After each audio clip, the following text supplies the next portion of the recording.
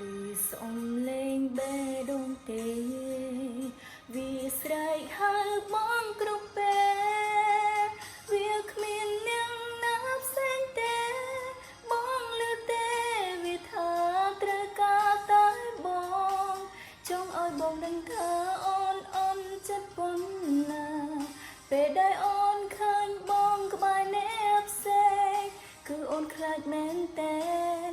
ដឹងដែរទេ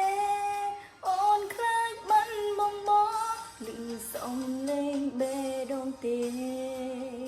លឺទេវាអង្វរបងកុំមានតួអាយតួរ